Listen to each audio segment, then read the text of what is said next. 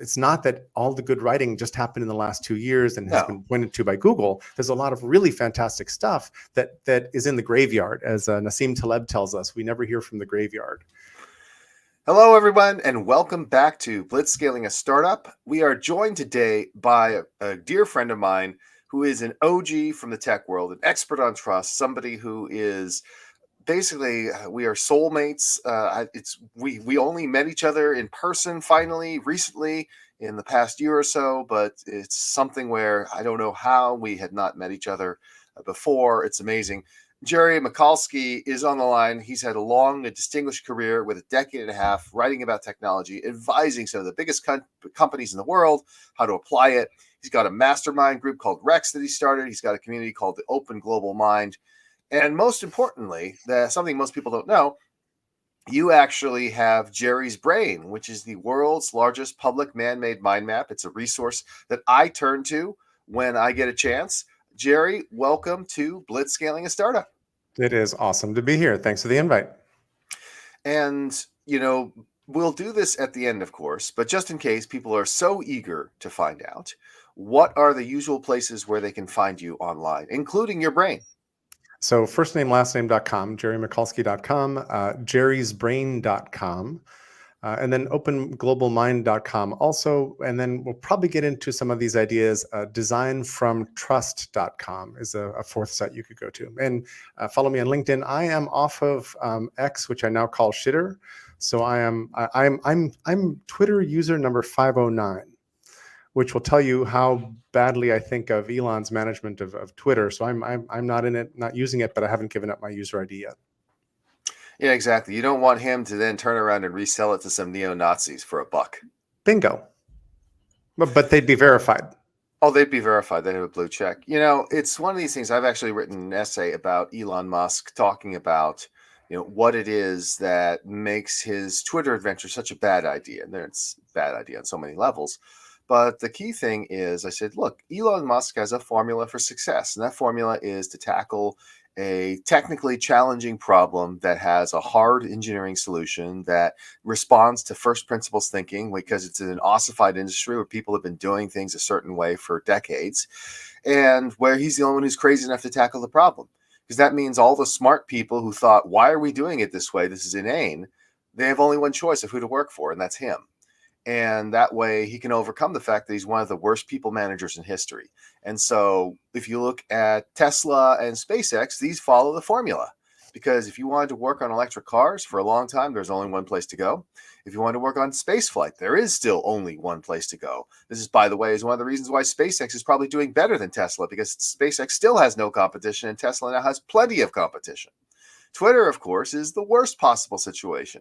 There's always been plenty of competition. It's not a hard technical problem. And as a result, he only can get people to work for him who admire him, who buy into his vision of the world. And one of the things I like to point out to people is, we don't buy a lot of software from the Moonies. It turns out that cults are not great at creating software. And smart people don't like believing in cults. Smart people like to think for themselves. So guess what? Twitter has shed people like crazy. Only the desperate or blindly ambitious are willing to stay. And that's why it is in the, as you put it, shitter. I have hardly anything I would add to your fabulous analysis.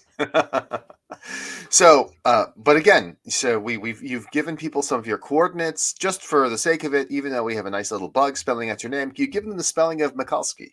Michalski, like Michael without the E, except when you're telling somebody that, it's really hard to spell something by omitting a letter. So I never do that. That's right. You could say it's Michalski, but take out the E, and then they're like, wait, where's the E? What? Then I get called Michael a lot later. It happens. Well, that's like me. When I tell people a name is Chris Yeh, Y-E-H, oftentimes I would estimate about 15 to 20% of the time when the cashier or whatever is filling it out on the other end, they type in W-E-H or they write W-E-H instead. Because the word Y is most commonly W-H-Y, and they hear Y and they put down Y instead. It's a peculiar way the human brain works, it seems. The brain is very quirky, all I can say. Well, speaking of brains, let us begin with where your traditional organic human brain began, because one of the things I like to do is for folks to get a chance to know you. So can you talk about your early life? Where were you born? Where did you grow up? How did you develop this big brain of yours? And how did you develop your love of technology? So I'm an only kid born to a couple who met in Cochabamba, Bolivia. My dad was a Polish American kid from Milwaukee who loved adventure travel, wound up becoming a civil engineer and being like the gringo American project manager on South American projects for US construction companies like Brown and Root and later Fluor. My mom's family escaped Germany in '39. They ended up in Bolivia, a story I'm still trying to sleuth out. And so they got married. They came to the US, got married, got pregnant, had me, and went right back south. So my first 10 years were in Lima, Peru. And then the situation in Lima started to go south. Then we moved to Buenos Aires. Then we did 2 years there, and the situation there really started to go south. Five armed guys came and held us up about 2 months before we left. Came to the US. I've lived all over the US.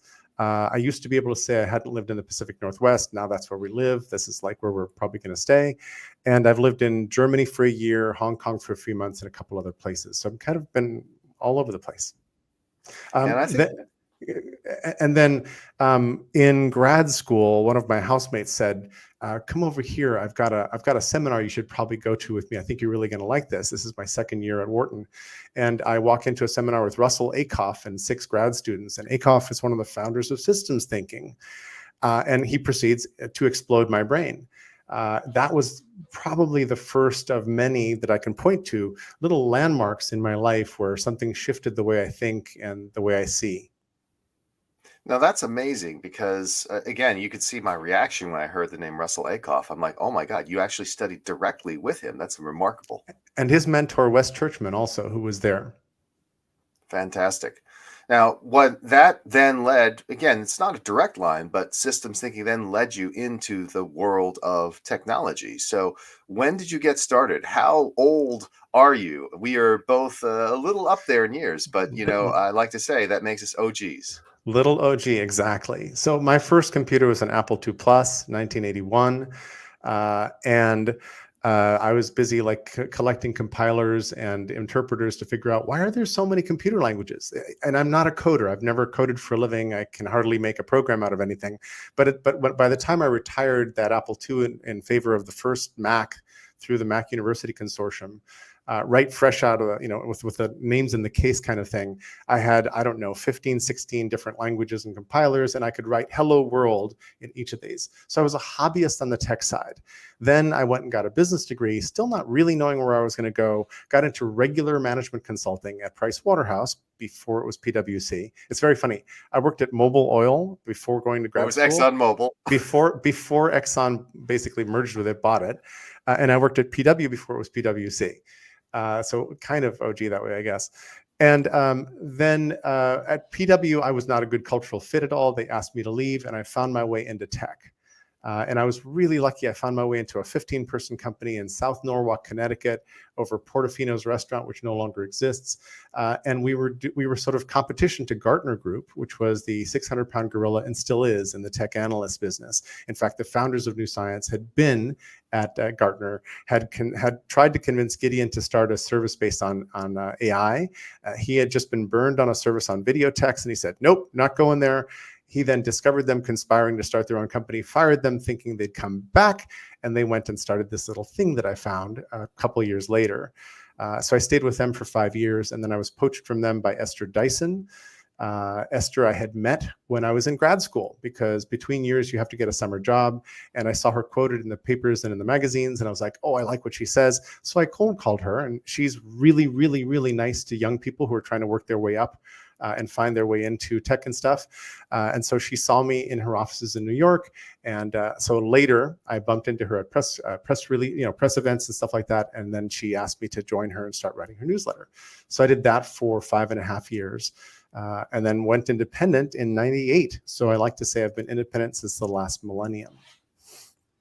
Amazing. And, again, one of the things that people sometimes don't appreciate about the world we live in, the tech world, is just, somebody like Esther Dyson is a massive legend that stands athwart the stage. And we sometimes forget they're human beings too.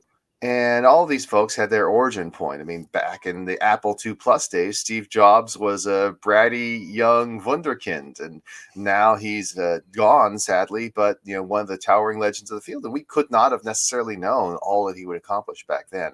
That's one of the great things about tech, right? So much happens so quickly that it's just much more exciting, I think, than the traditional world of oil. Or do you sometimes wish you just stayed in oil the whole time? Yeah, pretty much never. Yeah, I think never is the answer to that one. Although I get engagements in all different industries and I'm curious about everything, so I love talking to people everywhere. It's interesting, and the problems are sort of recursive and intertwingled and all that. So everybody's got is looking at the same set of issues. Yeah, so that brings us to the notion of Jerry's brain, which I think, as you put it, is all intertwingled, is a great way of putting it. Mhm. Can you describe Jerry's brain for a second? Because I was astonished when I found out about it. And this is despite the fact that, I've a lot of knowledge of mind mapping. I even knew about the software that you were using, but the fact that you had been compiling it for so long was astonishing to me. So talk about Jerry's brain. So I was the first stop on the first launch press tour of this little company called Naturofficial, later renamed The Brain to match their product name, in December of '97. And recently I found the brochure they mailed me and the letter confirming our appointment. So I have that kind of as memorabilia. And they later, way later, like only a couple of years ago, Harlan Hugh, the inventor, said, "Jerry, I wish we'd known that you were different from all the other stops on our first press tour, because I immediately, like, Harlan's CEO thumbs the deck he has in front of him on our little board table in New York. This is in Esther's offices, and Don says, "I have a feeling we should skip the pitch and just go straight to the demo." Harlan opens his laptop, and my wet brain immediately goes, "Oh my God, that's how I think." Right now, I don't think everybody thinks like the brain. The brain has this quirky mind mappy display. It's just blocks of text called thoughts, because it's called the brain, with links between them. I still use the default blue background that the thing shipped with. You're welcome to swap it in for anything else. But I started feeding this brain back in January of '98, and I'm still feeding the same data file that I started back then. Which is weird. And I think I'm a couple sigmas off here. There's a fellow named Mark Carranza who invented his own little database, but it doesn't really do that or look like that at all. But he's been doing something like this for longer than I have, but he doesn't make his data public, right?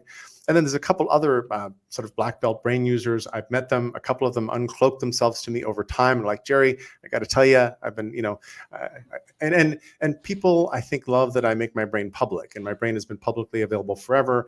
Uh, Interestingly, most everything I put in my brain is public by default. I have to go check a little box to make something private. So I think I'm one of the few public note takers whose notes are by default public. And that's an interesting difference, because one of the things that I've realized is that we're lacking a shared memory. And I really care about this a lot. I want us to build better shared memory so that we can compare notes and start to solve the world's problems together, instead of being in such divisive territory. That's right. And one of the things that, happens when you are a Three Sigma user is you get to know the creators of the product really well, because they actually have to deal with you to try to figure out how to keep your software up and working. So, you are so huge. I assume you must have forced them to deal with scalability issues and all sorts of things they never expected to do. So yes and no. I remember one day when I suddenly couldn't add any thoughts to my brain, and I was like, "What the hell?" It just wouldn't take any more thoughts. Right. And I went and I did the little statistics thing, and it told me I had 32,767 thoughts, and I was like, "I know that number." Mm-hmm. So I Mm-hmm. so I wrote Harlan, and sure enough, I'd maxed out the word size of his memory map for the brain, and he had to then go rewrite it for basically limitless space for a human who's trying to add stuff. So I've never hit that problem again. So on the one hand, yes. On the other hand, Harlan marches to his own drummer. I've been an advisor to this little company forever. I think I've saved them from a perilous fate a couple times by saying, "No, no, no, don't go that way." But really, he's on his own path. And the reason there's a project called Open Global Mind, which I started at the beginning of the pandemic, is that in the back of my head, I always thought, what would an open source collaborative thing like the brain be that didn't force everybody to use the brain, but rather let you use Rome Research or Kumu or whatever. There's a couple hundred different tools for thought, is kind of the umbrella term, but that would allow us to collaborate and build a shared memory together. So OGM I host 4 different Zoom calls for OGM every week. We make slow progress, but we're a really sweet little community working on these problems. It's just a community of practice. There's no business model, which has taken a lot of businessy constraints off of our conversations, which I really appreciate. And all those calls are available. I upload them all to YouTube openly. I put them all in my brain so that they're all woven together. I take notes on any call that I'm on in the brain so that whatever is mentioned is already kind of there. And you can then go back in and link to each of the topics. And I'll come back to what it's like to spend 26 years curating one mind map in that. This thing accrues. It accrues really beautifully. There's just a bunch of stuff in my brain that I put in a long time ago that I've forgotten I put in. And so when I start adding things now, I never have to retype every name and start every category. Most of the things when I'm weaving in new context into the brain weaves into existing context. And that's really, really rich. And oddly, there are no parts of my brain that I think of as the dark and dangerous forest. So there's some parts that are unkempt, like communications hardware is probably pretty messy, and a couple others. Certainly these days, Gen AI is getting messy really fast because there's so much going on so quickly. But I love it all.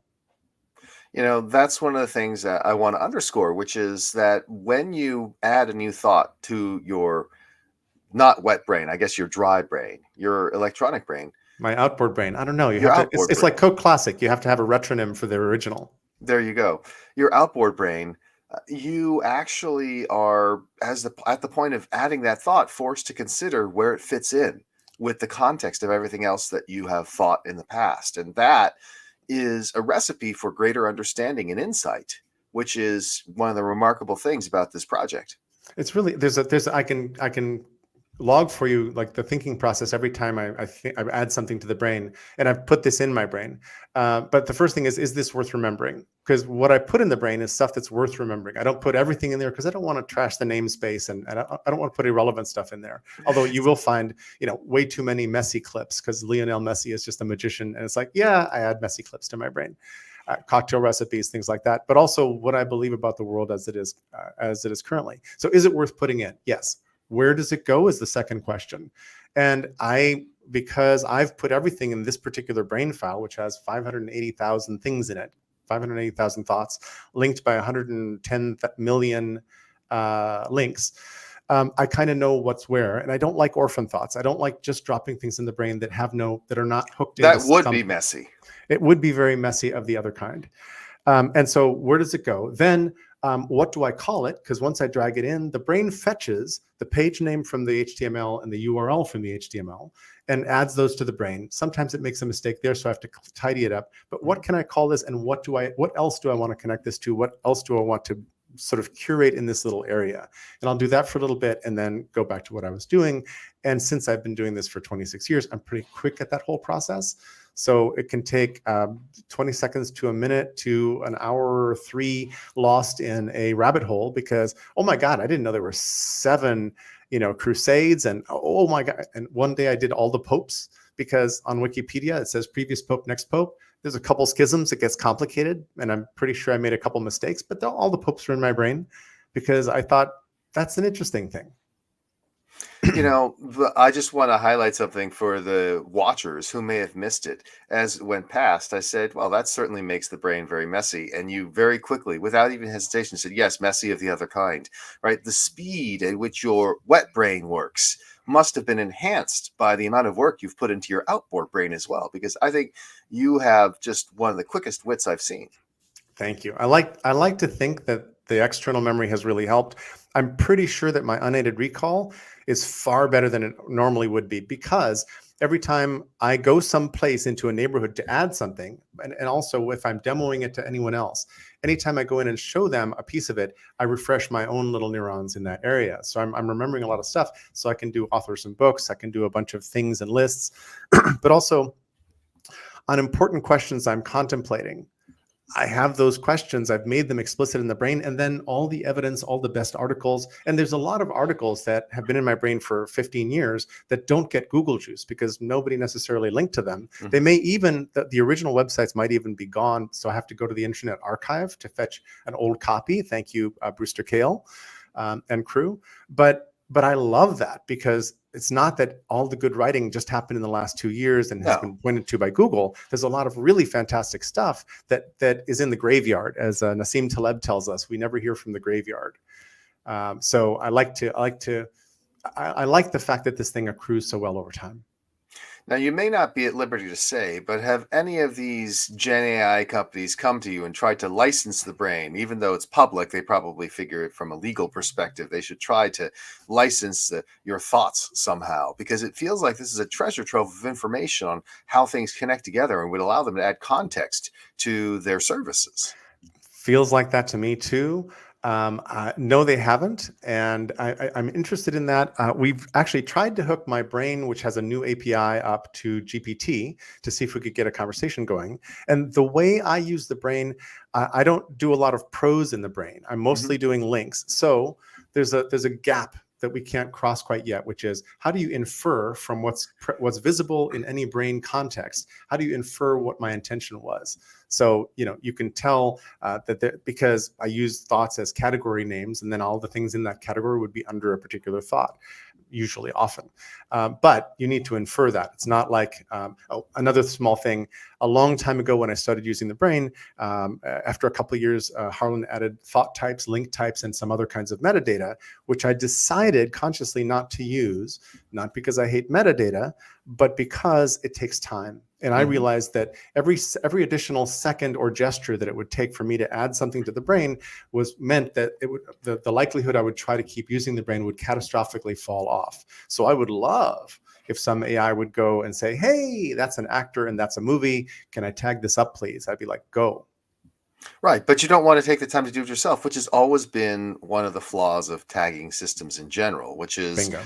by default, it's going to die. And, this actually taps into the work of one of my Silicon Guild colleagues, Bob Sutton.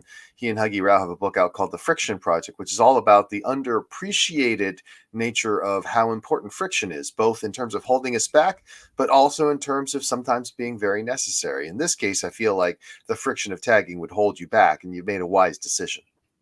Thank you. And it's interesting. I may have a little bit of DNA in one-click ordering from Amazon because years ago I posted something I called the law of convenience, which basically said every additional step that it takes to do something catastrophically reduces the likelihood you'll try to do that thing. I think that is 100% true. And again, there's the counter argument. There's the don't make me think theory of interface, which says as long as it's zero cognitive load for them to proceed to the next step, it doesn't matter as much. I think there's validity in both points of view. One of the active questions right now is, does Gen AI make note-taking obsolete? Does Gen AI make book writing obsolete? Well, the answer is obviously no, but let's not proceed with that. So to you and me, I think the answer is obviously no. To a bunch of people, they're like, well, hell, I'm going to just stop note-taking because I'm just going to ask the thing. I'm going to ask the cloud, the device, the new avatar. And I think that's a huge mistake. Before Gen AI got big, December of a couple years ago, I already had a thought, basically said that we've offloaded our memories to Google and Wikipedia, and that's a mistake. Yes. I was going to say that's the exact analog that was in my mind, yet another example of our spiritual kinship, because people often say, I don't need to remember things. That's what Google and Wikipedia for. And I'm like, yeah, okay. Well, how often in the middle of the conversation do you stop and Google or look it up? Right? And more to the point, if you don't have it loaded into RAM, how are you going to necessarily draw the connections? You can only draw the connections when you're actively looking for them rather than passively, which is similar to the effect that happens when you add a thought to the brain because you see the context in which it lives. That is a great example. The brain is a form of external storage that does draw those connections, that does reinforce the actual neural net inside your wet brain, whereas just looking something up on Google is likely not to do that. And I think one of the keys here is that stuff needs to make its way through our wet brain. And then who cares what external system you're using, although it needs to be a functional one. But if it doesn't pass through your wetware, you're not aware of its existence, and you don't know to Google for it. You don't know to think about it. And then in the act of curation, often a lot of light bulbs go off, and suddenly you're like, oh, right. This is connected to that, and I didn't realize that. That happens a bunch, and that happens through making things explicit and working through them. and really switching into system 2 thinking, because we all too often just are happy to live in system 1 thinking, which is our knee-jerk first response, which is often wrong. Our intuition is often right, but our knee-jerk response is often wrong. It's very interesting. Now, tell me a little bit about the work that you do with various folks, because like all of us, well, actually, I don't know this for certain, but I'm pretty certain that you did not, grow up as a part of the Rockefeller family, inherit tens of millions of dollars, live off a trust fund, or what have you. You actually do work to provide for yourself. Talk about the work that you do, and who are the kinds of folks that bring you in? Exactly. Yeah, the trust fund baby, not a thing. Excuse me. So I do consulting and speaking for a COE, a chief and only employee like me. Speaking is your best bet. Because speaking gigs pay pretty well, and you don't need that many of them in a year to kind of cover your costs, and you can donate the rest of your time, which is cool. I've done work with companies like Suncorp in Australia, the second largest insurer, and they wanted to know what the relationship economy idea was that I'd come up with, which sort of melted into trust, really. We haven't actually brought trust into the conversation yet, so this is probably a good way to do that. Yes, excellent time. Exactly. And so I went and visited Sydney a bunch of times, helping them think through how trust influences the insurance business. And for example, in the middle of those engagements, an idea showed up I call the Joy Line, which has its own website, thejoyline.com, because I buy a lot of domains and do that kind of thing. And the Joy Line is as follows. This is true for insurance, and it actually goes out to other industries as well. Most insurance operates below the Joy Line, because their business, as they define it in their heads, is to make you whole. If they're sincere and they're doing their business as best they can, they bring you back to the loss that you suffered, right? To pre-loss conditions. That's their job. That's their only job. And the way I got the gig with Suncorp was through a little company called Trove that basically had a micro insurance app where you could insure your downhill bike only when you're going to go ride for the weekend, or your skis only when you go skiing, because otherwise they're under renter's insurance or homeowners, right? For theft, which is a great idea. But they also knew that you had an expensive bike. So what if they realized, for example, and this requires a high trust relationship, what if they realized that you haven't ridden your downhill bike in 2-3 years? They could send you a note that says, hey, Chris, we noticed you haven't ridden for a little while. Would you like to put your bike into the sharing economy? We know exactly the make and model, so we've mocked up a little ad you could put onto a bike share system. Or would you like to just sell it? We know we're not going to make money from insuring it, but we want you to have a better life. Or we know your address. We've discovered 2 downhill biking clubs that meet near you that you might not have discovered. Would you like an intro? And all of those things are above the Joy Line, because they're trying to make your life better, which is not a goal of any insurance company I've ever met. Okay. And that came out of Design from Trust, plus this relationship economy idea, plus sitting down with a company that actually had problems, close to the ground. And I love that. I love the combo of thinking. I've kind of in my life won a lot of time to think hard about how things work. I don't know that I'm right, but I've got a bunch of ideas that fit together very beautifully. And where one of the main theses is, that word is so hard. It rhymes so nicely with feces. Yes. One of the main theses. And both are hurled by monkeys. It's true. Oh my God. Thought monkeys. So one of the principal ideas is that we somehow designed all of the institutions in our lives from a basis of mistrust of the average person, because there's so many of us, because there's so much crime and there's so many bad actors. But the problem is, when you design everything around the bad actors, you actually screw up the system. And when you design things for the good actors and deal with the bad actors later, because there's always bad actors, they're just never as many as we think there are. But if you defer that and don't let that infect the design of the system, you get a much better system, and you get a much different system. The story that makes this all click in people's heads is Wikipedia, right? Which started as an encyclopedia with a 7-layer editorial model called the Newpedia. And Jimmy Wales hires Larry Sanger. Together they start doing this thing, and after 18 months, they've got 20 articles done.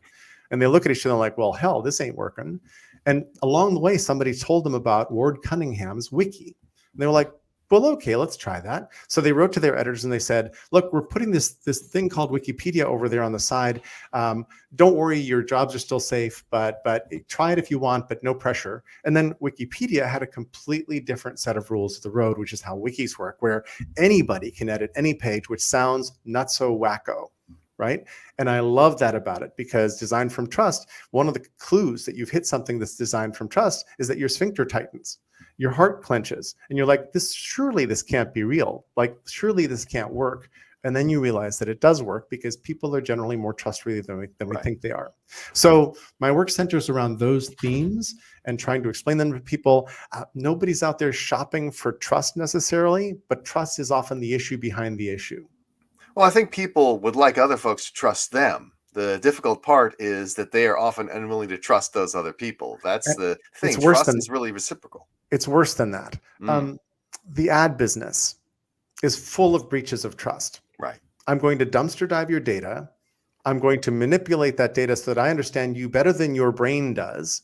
I'm then going to fill your world with noise and calls to action to get you to buy my stuff, which you may never need and may not be good for your life. And several of the most valuable companies on the planet have as their foundation, the only reason they're that big is the ad model, right? So these are all breaches of trust, and then companies want us to trust them. Now, all advertising doesn't need to be that way, but it's become that way. Almost all of it has become that way. The original ad was, the schooner Lark is pulling up at the docks. It's going to be full of molasses and slaves, and come on down, right? So it was just facts. But that quickly melted into something very, very different. Yeah, because again, the whole idea behind the advertising business is to evoke the various emotions. We like to think that our decision making is based on facts, but it's not. Some of it is, but so much of it is based on the way we feel. And advertising is all about manipulating the way we feel. And of course, I think that it could be argued that in the long run, the kind of ultra manipulative, bad for you advertising that we talk about is actually self-defeating, that you are better off with a form of advertising that actually makes people's lives better, that gets above the joy line, as you put it. Yep. But the problem is that manifests itself only over the long term. And in the short term, the sort of term in which quarterly earnings reports matter, manipulation is often going to deliver the better short-term financial results. So unfortunately, a piece of the problem is the flavor of capitalism that we currently live under. And there's many. If you go in my brain and look under variants of capitalism, you'll find 4 dozen or 5 or 6 dozen, because there's lots of different attempts to think about and talk about and describe and reform capitalism. But the one we're under really reinforces short-term thinking, golden parachutes. We've managed to make exorbitant CEO compensation. We've normalized it. That was not normal until just a decade or two, a couple decades ago. And so I want to throw in one more thing also that I do as consulting for people, and that is in this new world, and particularly now with Gen AI showing up, I think that our future is very cyborg. And I chose the word cyborg after some deliberation. 20% of the people I talk to reject it, don't really like it. But I think that cyborg is this blending of human and technology capacity. And I don't mean Arnold Schwarzenegger, who is half man, half something. I mean that if you're really good at spreadsheets and you don't even think, when you're making an elaborate spreadsheet, you don't even think about the command structure because it just comes at your fingertips naturally, you're already down this cyborg road. And it could be Photoshop, it could be Lightroom, it could be whatever.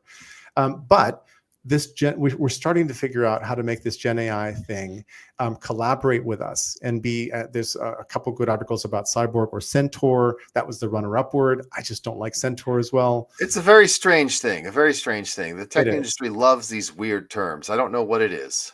It's true. So there's a bunch of that happening, and I'm really interested in how we become good cyborgs.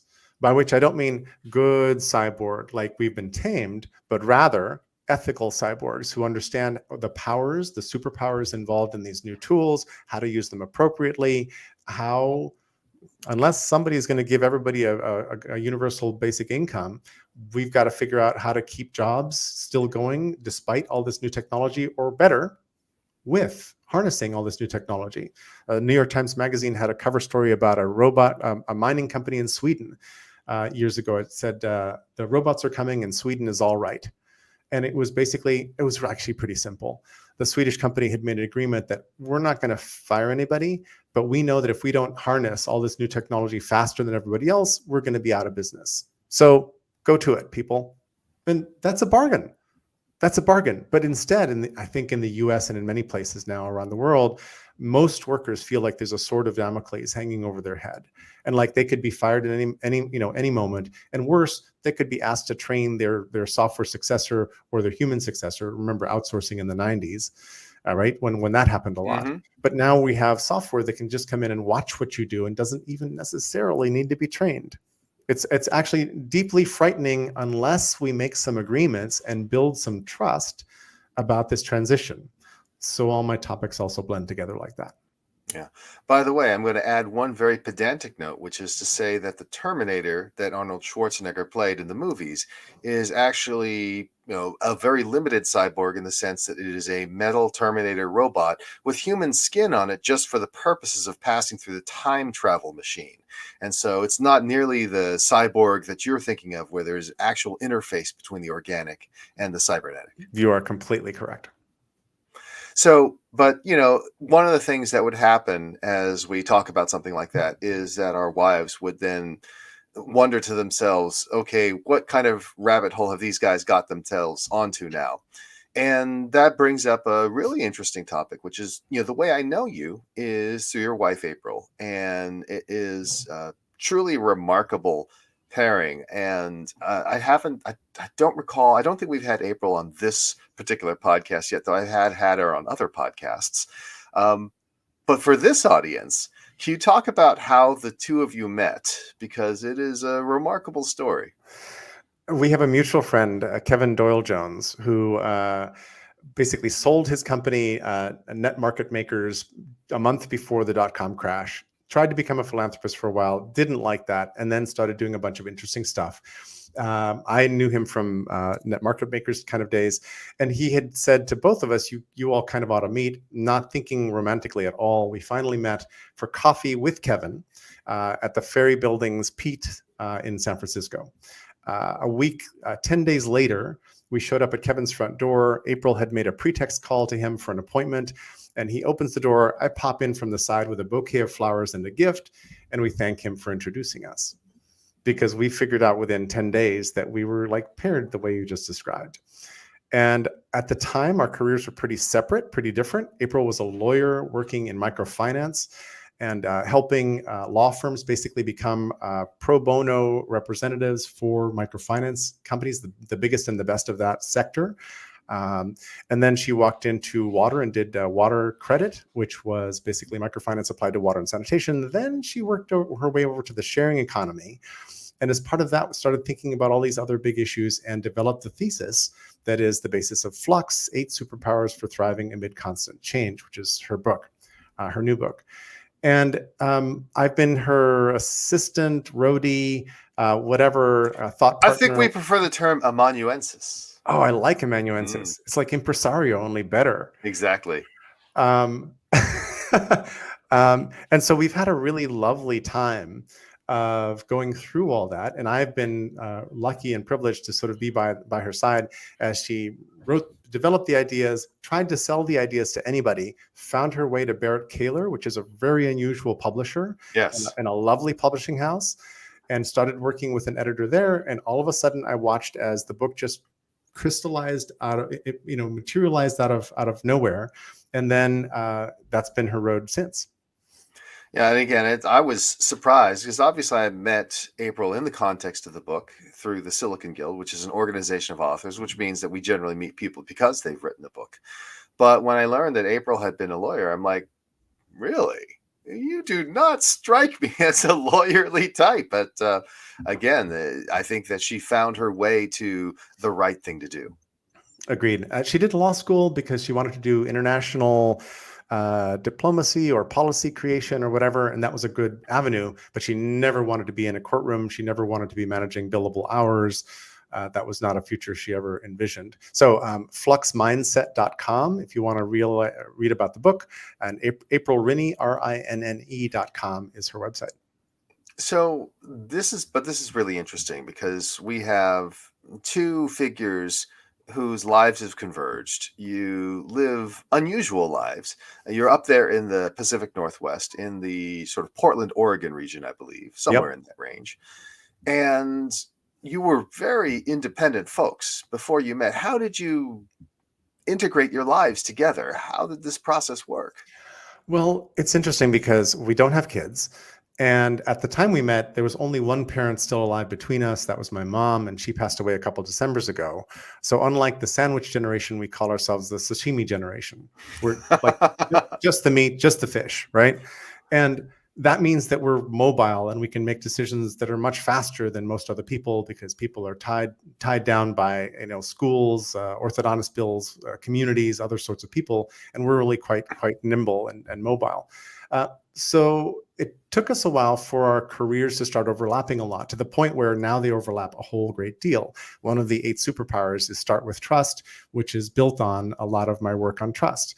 And it's sort of vice versa. We both now study change and help people make their way through change, all those kinds of things. I don't, and it seems like the more we talk, the more these ideas sort of combust in really nice ways. Well, it's like the way that people start to look like their pets, or the way that couples start to finish each other's sentences. The Could be more that. you integrate, the more you integrate. Exactly. It's fun. It's really fun. Now, speaking of trust, I think that that's a good topic to end on, and then we'll again circle back and make sure people know where to find you. But in terms of trust, you've been studying trust. How do people build trust in a world where mistrust is the default? It's really interesting. We're also in a world where trust is being intentionally undermined because Yes. that is a valid, if nasty, strategy out in the sphere of, the global sphere of politics and economics and everything else. And there's a global swing to the far right, which is marked, it's pronounced, and it's frightening to me because I don't think the far right is a good place to be for most humans on the planet. I think authoritarianism has not, if you look back over time, it's not actually ended Got a well. bad track record. And by the way, it never ends well for the authoritarians themselves. I don't understand why they undertake the mission, but they're We on the must mission. always emphasize there is one exception, which is Singapore, which is a case where the people themselves happily reelect at absurd margins the same party that has been governing the place forever, where the current leader is the son of the original founding leader. But it is the exception that proves the rule. Nobody else has ever been able to do it. It's true. And so trust is, it's interesting because if trust is getting near lows, and in the US, trust is at some lows, it's not the lowest it's ever been. Just read about the run up to the Civil War, and you will see that trust has a lot further it can drop. Right. We are not that alienated, even though I think that the language has been turned up a lot to sort of white heat, and there's a lot of things happening.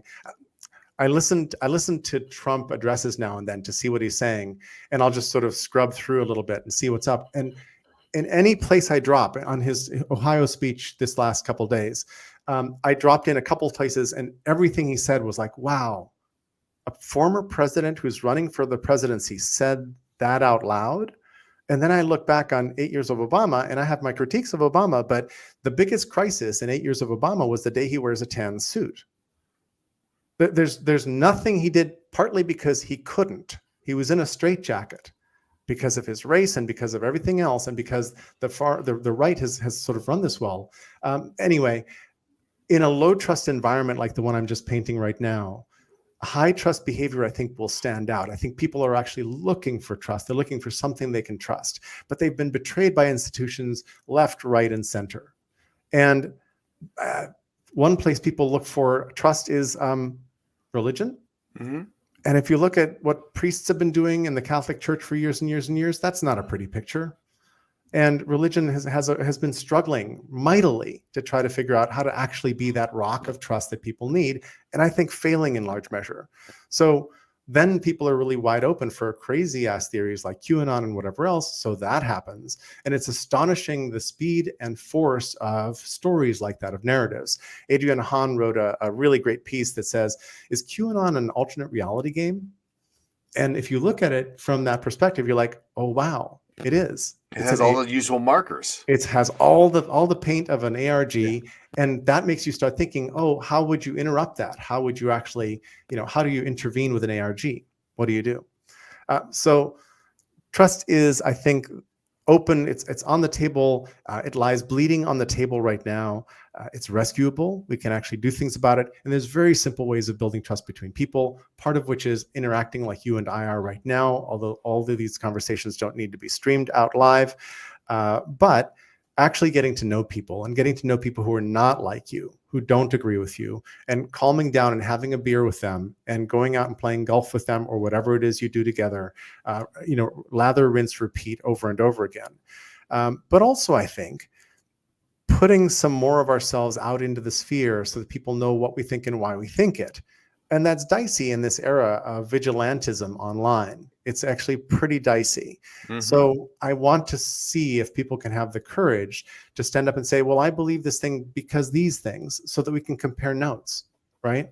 And how else are we going to get to trust each other again? Because if we don't, the future looks really bleak. The default settings on this vehicle we're riding are for a course that's pretty ugly. The outcome for the course we've set right now, given all the things we've talked about just in this brief conversation, is not that great. I think the other thing that is true is people don't realize just how much they are trusting things every single day, right? In this country, at least, people trust that when the light turns green, that it makes sense for them to go. When the light turns red, it makes sense for them to stop. And again, there is law enforcement around that, but law enforcement's not going to catch every instance of breaking the law. And yet, for the most part, people actually follow laws that they think make sense, right? We as a society trust each other far more than we're expected. Every time we use a form of monetary exchange, that's trust. That's something that we have decided to ascribe value to. So I think that there are times because of the catastrophism in our media that we feel like trust is completely gone. I'm like, no, there's still plenty of trust there. It's just you don't think of it as trust anymore. Let me go back to your traffic light for a second, because it's actually really interesting. One of the things that convinced me that design from trust might be an interesting thing was learning about traffic calming and going and visiting Hans Monderman in Drachten in the Netherlands back in 2006. The picture of Monderman in Wikipedia is a picture I took. And a few videos that I took of him giving me a tour, a walking and riding tour of the city where he had helped traffic calm, are among my most watched YouTube videos from back in the day. And he basically said that all the affordances that we put in and the laws we pass to try to make driving safer often make it less safe. What you really want is to redesign intersections and streets very thoughtfully so that drivers, riders, pedestrians need to make eye contact where it's important for them to, and negotiate how to share time through the space. And that's what he invented. And he calmed traffic in a bunch of different 140 odd cities in the Netherlands. The movement spread to other places. And then I'm always amused. I lived in Berkeley for a while where they were infected by this, except at the roundabout, there were stop signs on every street going into the roundabout. I'm like, yeah, you didn't quite get you found a compromise, but it didn't work. But what I'm trying to say is sometimes you need to question some of the laws and constraints that are in the system that were designed in the system trying to protect people, but often they don't because they replace trust or they replace connection. And the place to look is for connection. We want people to reconnect in whatever settings, in whatever ways. Right. And that becomes increasingly important in a world of AI, where people are using AI to moderate their contact with the world, which, again, I can understand. I would like to use AI to moderate my contact with the customer service trees of the world. But we do not want to end up in a situation where we use AI to moderate all of our human to human contact. In fact, that human to human contact, as you pointed out, is a critical part of building trust that is not based on some sort of reputation system in a database somewhere. I agree completely. And I'll add that the metaverse vision that Zuckerberg and Apple have been proposing recently, that we're going to enter spatial computing era and wear goggles all the time, is also distancing and trust breaking. There's very little about those technologies or those visions of the world that involves better contact between humans. It's actually distancing. And if the idea that there's a monitor on the outside of the Apple Vision Pro and its sole purpose is to pretend so that somebody sitting next to you without goggles on thinks they're looking at your eyes. That's crazy. And yet the Apple Vision Pro has solved 1,000 very, very difficult, really challenging, ergonomic issues and UI issues elegantly. But still, it's a distancing technology. It's not a future that I'm looking for. In fact, out of frustration with the visions of the metaverse, I bought the domain thebetterverse.com. Trying to say what would a vision of a betterverse look like, and I think it looks more like people exchanging ideas in good faith than it looks like floating avatars without legs who are trying to negotiate some space around a table to sort of pretend to talk. It does seem very strange. And again, that's the tricky part. That's the nuanced part, because I can see clear applications for something like the Apple Vision Pro, or at least the Apple Vision Pro version 3, when it doesn't weigh 1.5 pounds and require 1.5 pounds battery pack. Because, I fly around on airplanes all the time. And if I'm flying around on an airplane, I could very easily imagine wanting to have a Vision Pro on and say, okay, tune this to a quiet forest scene, as opposed to what is actually around me at any given time. And I don't think that is necessarily a period where people make the most human connections. But once people start using it there, the temptation they have is to use it everywhere. Oh, I'll just use it in this coffee shop while I'm here. Oh, let me just use it while I'm going about and taking this walk in the park, because then I can overlay all this additional information, and all of a sudden we are becoming distanced. I will say that there's vertical applications for heads-up displays of all kinds, which are fantastic. And for verticals, it's awesome. If you want immersive gaming, nothing better than that, but not for the thing we default to as we walk around in the world. Exactly. Well, I like to believe that the same thing that defeated Google Glass will defeat that usage of VR and AR, which is looking like a giant dork. I guess, although we seem to be normalizing a lot of that stuff. So there we are. We'll see. Google Glass was a bit early and caught the brunt of that backlash, but I think some of that backlash is fading as other efforts come in and take a shot at that space. It may also be that the circles we move in are more likely to be willing to adopt these new technologies, as opposed to the rest of the world, which looks at it and says, what the hell's wrong with you? Well, I see people, so 20 years ago, maybe not that long ago, 15 years ago, people used to use their earphone and it was a status marker to walk around like you were on a call with your earphone, just wearing it like jewelry, right? And that was happening. That was the thing that was happening. I was like, oh, that's kind of weird. I don't really like that. But there it was. That's true. But I think there's a difference between something that is, a status symbol that's relatively small, or even the old fashioned Apple earbuds, versus something that covers your face, which, but we'll see. We'll see. I mean, again, I hope that you are able to, through your work, help convince people to develop traditional trust through human to human connection.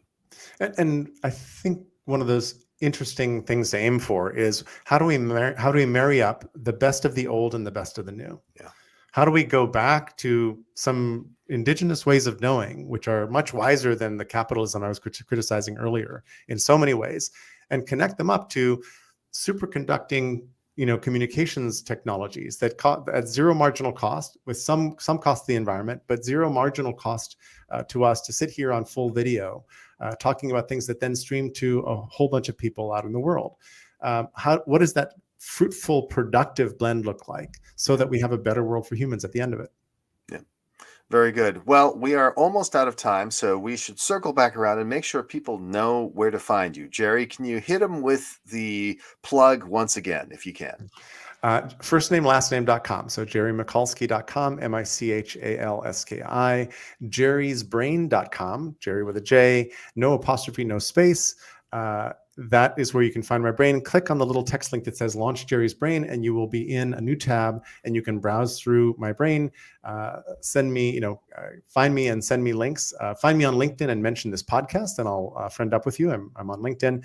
And then designfromtrust.com is probably the best other resource, because that has my TEDx talk and some resources around trust. I'm busy trying to write a book around design from trust right now, deconstructing the idea of what a book is, but that's a whole separate conversation. Awesome. Jerry, as always, it is such a pleasure to see you, to interact with you, to have my mind expanded by you. And thank you for taking the time out of your schedule to do this. I just appreciate it, and just looking forward to when we can see each other in person again. Same here. Thank you so much. This has been great.